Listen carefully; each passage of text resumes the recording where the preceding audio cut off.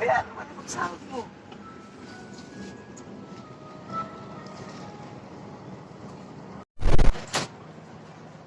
Hello guys, andito ako ngayon sa Jackliner.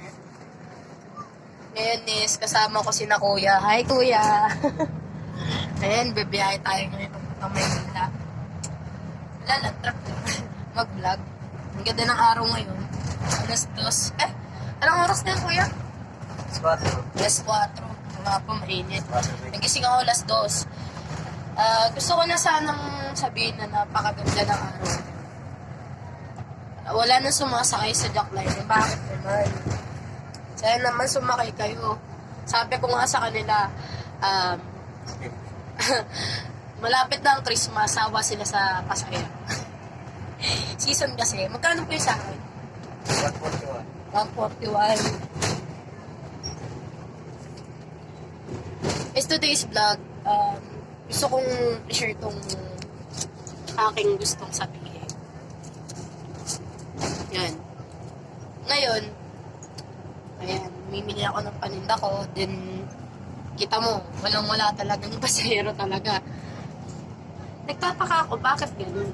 Kasi sabi nila daw, maabot daw ng 333 daw ang bus ng Jackliner ngayon. Kasi sobrang dami na nga daw, meron pa sa PTEX. Ang pinagtataka ko lang, bakit yung ibang Jackliner na konduktor pati driver mambabait, ba't yung iba pasaway? Alam niyo, totoo lang, hindi naman dapat maging pasaway, di ba? Lalo na pag ako. Kaya yung sukli ko na lang. Isa sarap sumakay sa Jackliner kasi through years, tagal ko na sumasakay, bata pa lang ako.